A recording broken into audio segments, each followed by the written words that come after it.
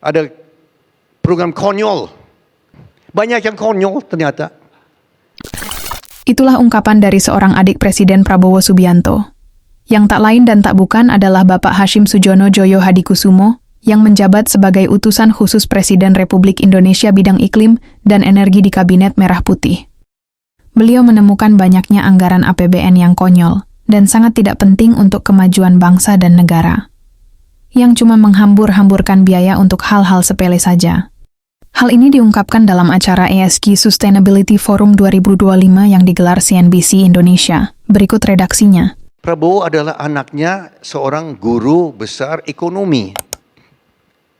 Prabowo bukan sarjana ekonomi, tapi menurut saya dia lebih menguasai ekonomi daripada banyak sarjana ekonomi. Sungguh. Kenapa?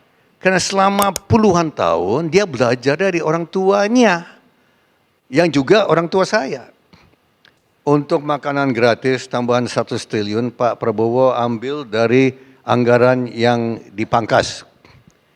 Dipangkas 306 triliun dan sebetulnya lebih besar. Lebih besar lagi, karena ini tidak termasuk dividen dari BUMN. Ini tidak termasuk dividen dari BUMN. Kalau tidak salah 170 triliun kalau tidak salah. So walaupun uang itu diambil dari program-program, itu berarti akan dibelanjakan untuk program-program yang strategis. Ya. Ada program-program perjalanan dipangkas. Perjalanan ke luar negeri dipangkas, saya dengar dipangkas 21-22 triliun rupiah. Untuk kunker-kunker ke luar negeri. Studi banding ke luar negeri. Dan banyak sekali yang saya dengar dari dia pangkas. Ada program konyol. Program konyol dihapus, dipangkas. Banyak yang konyol ternyata. Pak Prabowo cerita sama saya dia berapa minggu dia periksa anggaran APBN. Ternyata di APBN kita ada 9 tingkat, Pak.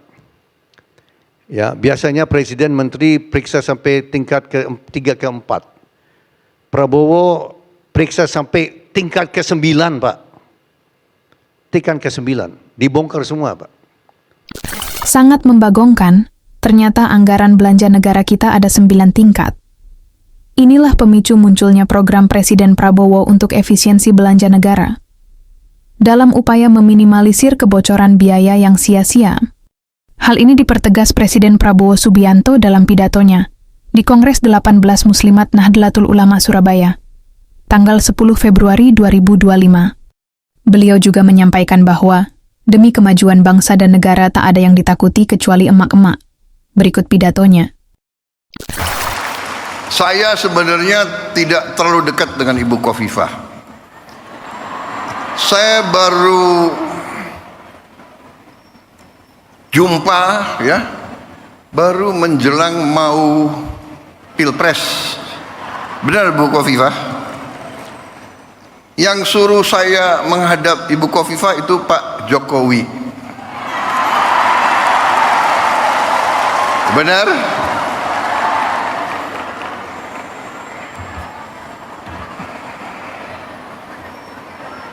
Jadi memang kalau politik ya saya belajar dari Pak Jokowi. Nggak usah malu-malu lah, ya kan? Kadang-kadang orang sudah nggak berkuasa, mau dikuyu-kuyu, mau dijelek-jelekin. Jangan. Kita hormati semua. Hormati semua. Ada yang sekarang mau misah-misahkan saya sama Pak Jokowi. Lucu juga. Kita jangan ikut pecah belah itu adalah kegiatan mereka-mereka yang tidak suka sama Indonesia. Kita harus biasa bicara apa adanya. Yang benar itu benar, yang tidak benar itu tidak benar.